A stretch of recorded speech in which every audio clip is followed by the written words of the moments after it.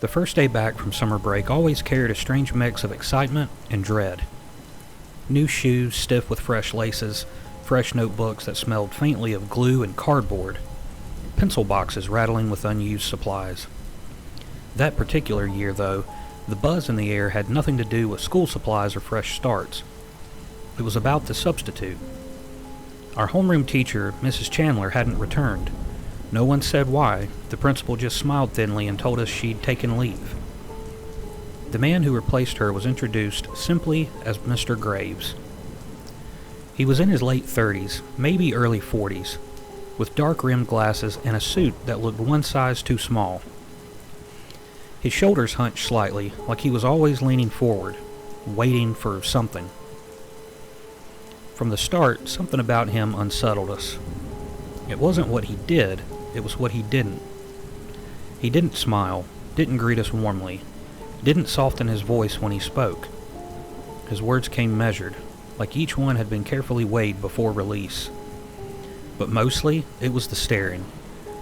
He had this way of locking eyes with you, holding your gaze for just a beat too long, until you felt like you'd been studied, dissected, and then filed away. The first week of school, he didn't give homework, barely any lessons. He'd just sit behind his desk while we whispered nervously, waiting for something to happen. Every so often, he'd call a name, have that student walk to the front, and then dismiss them early. The others, he made stay.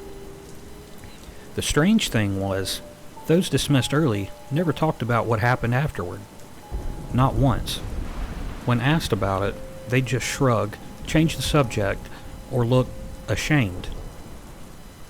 By week 2, the class dynamic had changed. Kids stopped volunteering answers, stopped whispering. We just kept our heads down, eyes fixed on our desks. Nobody wanted to be noticed. Then, one afternoon, he called my name. My stomach dropped. I walked to the front, every step heavier than the last. His desk smelled faintly of dust and iron. His eyes behind those thick glasses were unreadable, almost like mirrors. "Stay after today," he said softly. "I need to speak with you." I nodded, my throat dry. When the bell rang, sneakers squeaked against linoleum as the other kids bolted for the hall. I stayed. He stayed silent for a while. He just scribbled in a small, battered notebook. Finally, he looked up. "You've seen it, haven't you?" I frowned. Seen what? The weakness in them. The rot. It's obvious, isn't it? Children lie. Children cheat. They laugh at cruelty and reward arrogance. They're not just some blank slates. They're mirrors of something broken. I didn't say a word. He leaned forward, his voice lowering. "What would you do, if you could, if you had the chance to correct it?" I mumbled, "I don't know." His hand shot out and gripped my wrist, tight enough that my pulse hammered against his fingers. He leaned in so close I could see the pores in his skin. "You do know. You just don't want to admit it." That night I told my parents. They called the school. The school insisted there was no substitute named Mr. Graves employed there. The roster list a different name entirely. The next morning, he was still there, sitting at the front of the class. By the third week, 2 students didn't come back. No announcements, no empty desk memorials, just gone. And everyone acted as though those desks had never even been filled.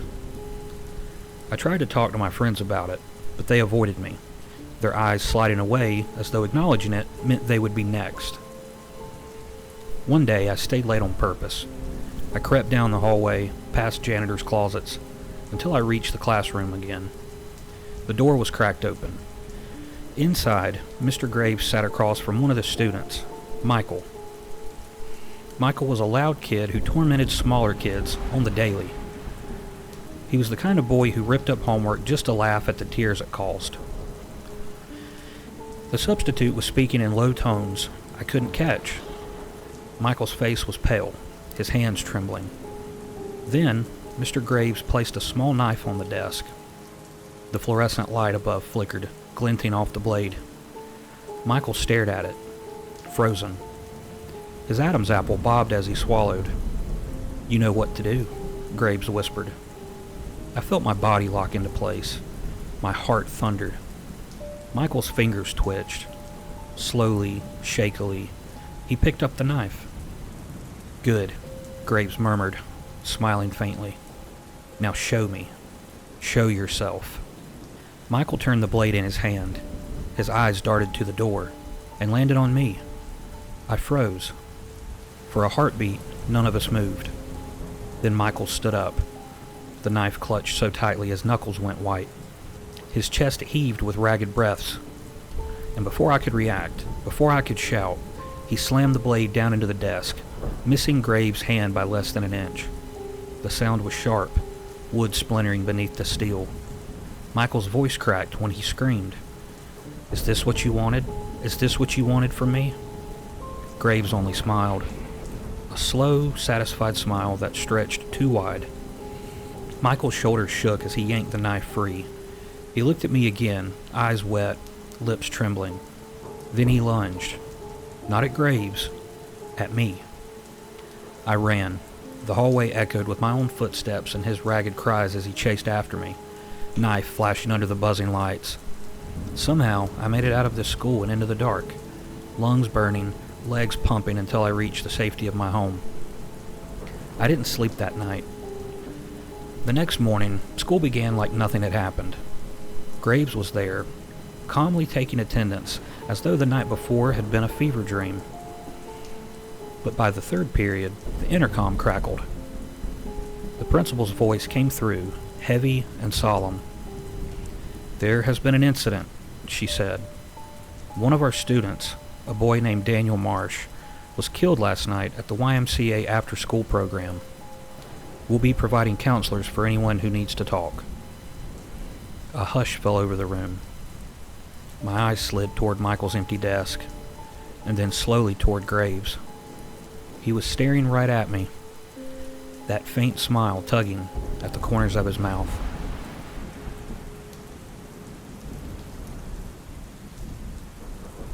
I was 14 the year it happened, freshman year, the year everything felt bigger and meaner. Bigger kids, bigger hallways, bigger consequences for every little mistake. That was the year the school installed brand new lockers, rows and rows of them, painted navy blue, the smell of factory paint still sharp in the halls.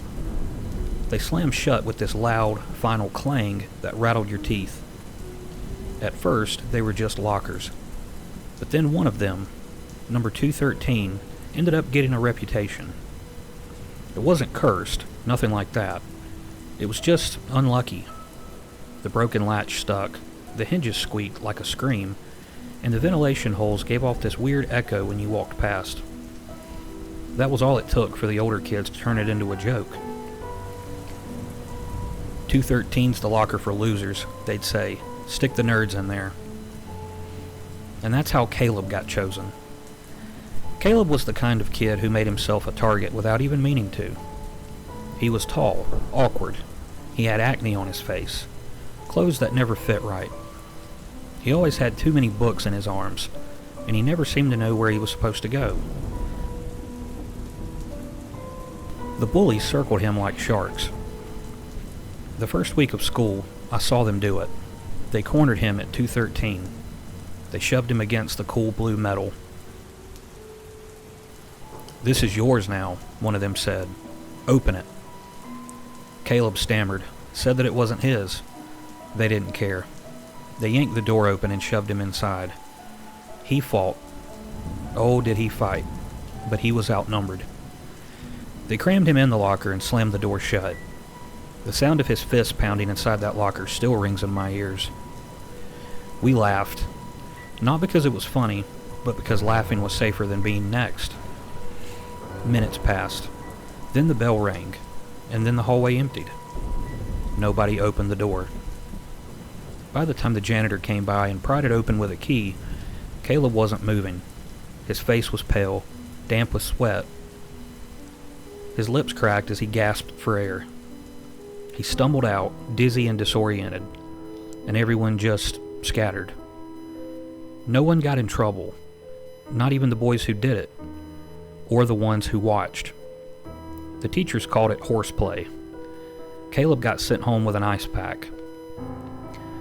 But things changed after that.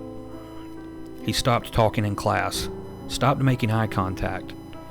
He ate lunch alone, silent, while the same boys flicked food at the back of his head. If he told anyone, nothing happened. If his parents complained, the school hushed it up. And for the rest of us, we just let it happen. Weeks passed. Every time I walked past 213, I could still hear his muffled fist against the metal. I never said a word. Then, one Friday in October, it went too far. The bullies caught him after school, right before football practice, when the halls were empty. I was there, hanging back, stuffing books in my bag. I heard it before I saw it. The laughter. Caleb's panicked voice. When I turned the corner, they had him against 213 again. This time they weren't joking. One held the door while the others pushed him inside. His voice cracked as he begged them to stop. And then, silence. Not because they let him out, but because they locked it. A heavy padlock snapped shut over the latch. I froze. My heart pounded in my ears. Caleb was screaming inside, muffled but frantic. The boys just laughed, slapped each other on the back, and walked off down the hall, leaving him trapped. I stood there, staring at the lock. My hands shook. I could have gone after them. I could have shouted. I could have done something. But I didn't. I just walked away. By Monday, Caleb was gone. The school said his family had moved suddenly. No forwarding address, no explanation. His locker was cleared out overnight, like he'd never been there at all. For a while, that was the end of it. But a month later, word slipped through. Whispers in the cafeteria, murmurs in the locker room. Caleb hadn't moved. He had been sent away. His parents had him committed to a psychiatric hospital 2 towns over. The rumor was that he couldn't speak, wouldn't eat, wouldn't even look at anyone. Just sat there rocking in his chair, flinching every time a door shut. Some kids laughed about it, like it was just another joke at his expense. But the rest of us, we all went quiet, because we knew. It wasn't just the bullies who broke him, it was us. Every laugh, every time we looked away, every second we let it happen. We didn't shove him in that locker, but we might as well have turned the key. Years later, I found myself driving past that hospital on a cold November night. The windows were lit up, pale yellow against the dark, and I swear I saw a face in one of them, thin, pale, and pressed to the glass. I couldn't prove it was him. I don't know if I wanted it to be, but that night, and every night since, I can't shake the thought. Caleb's still locked away.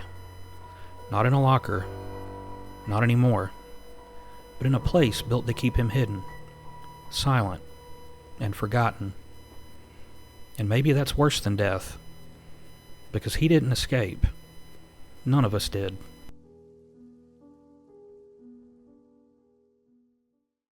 When you're a kid, you think adults know everything. They're in charge. They keep you safe.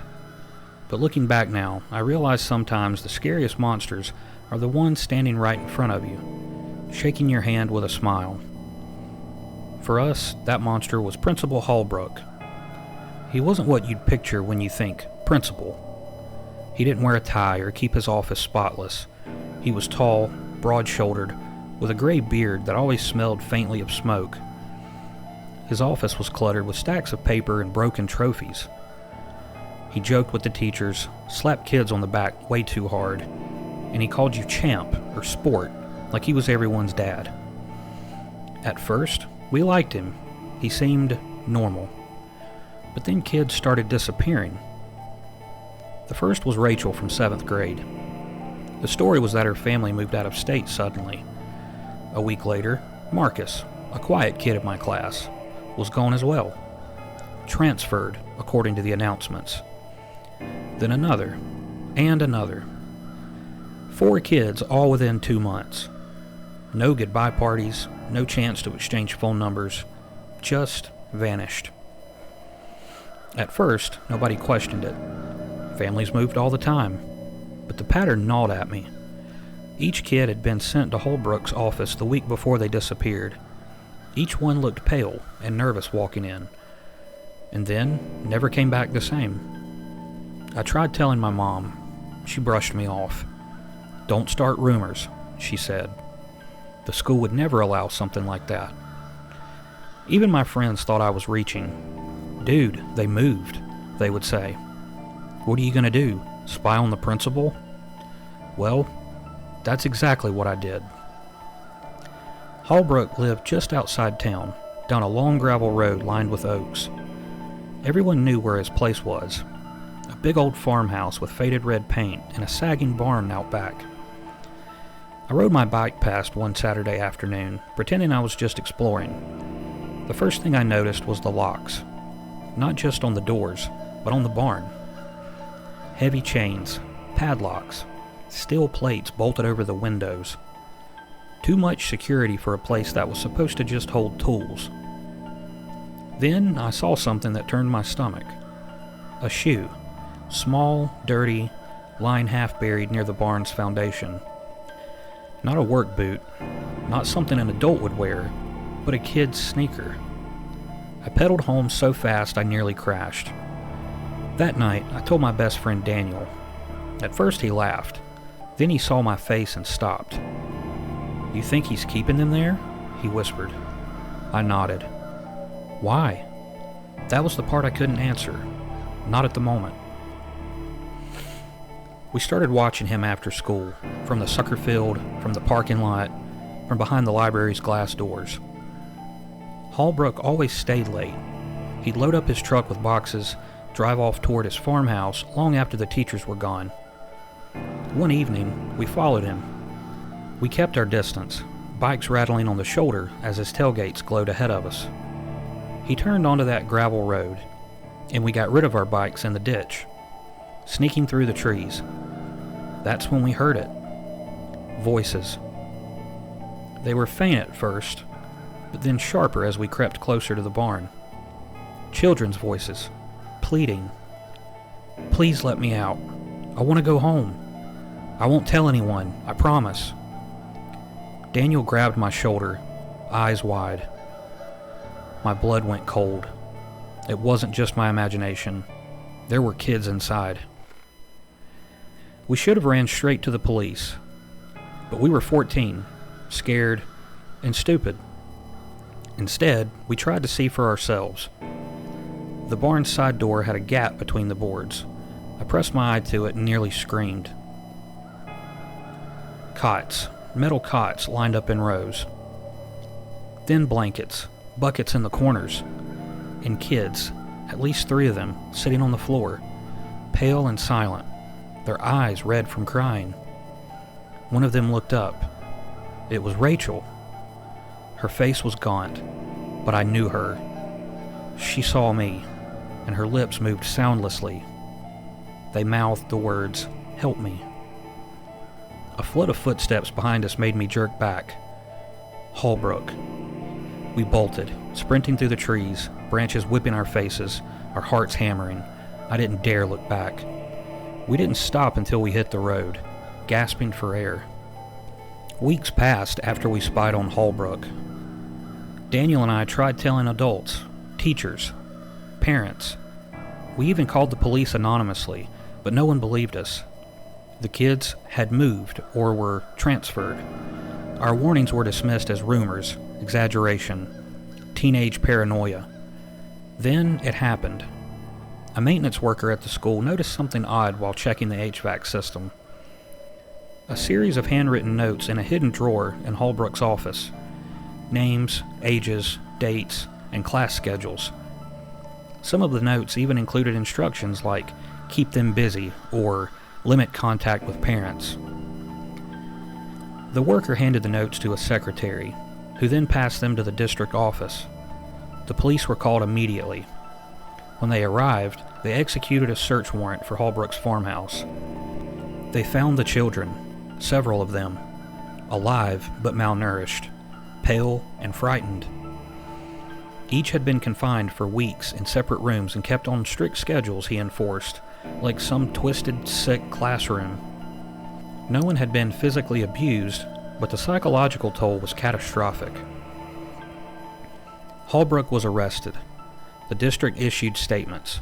Teachers and parents were interviewed, and social services took custody of the children, at least for a little while. The press painted it as an isolated, shocking case, but the horror didn't end there. Weeks later, I got a call from the police. Daniel had vanished. His parents insisted he went on a weekend trip, but there was no evidence, no messages to friends, no luggage, no plans. The police couldn't trace him. I realized in a terrifying instant that Holbrook hadn't just been keeping children at his farmhouse. He had a system, rules, and instructions. He had methods that could be executed without him physically present. He planned for every eventuality. Anyone who had seen too much, anyone like Daniel, could still be caught in it. The thought crushed me. Even in custody, Holbrook's control extended farther than anyone imagined. I don't know what happened to Daniel. Maybe he's in hiding. Maybe he was taken. Maybe the system we trusted failed him. I do know one thing. Every time I walk past the school, past the gravel road leading to that farmhouse, I feel the weight of it all. The quiet of those missing children, the way adults trusted him blindly, the way fear can live in the spaces between disbelief and reality. And I know, without a doubt, that the nightmare isn't over. It's been 3 years now since it all happened. I'm a junior in high school. I'd be lying if I said life wasn't a challenge. I'm constantly looking over my shoulder, and more often than not, I live in fear. But what really keeps me up at night is the thought that at any point in time, I could be next, that the nightmare isn't over. It's just changed form.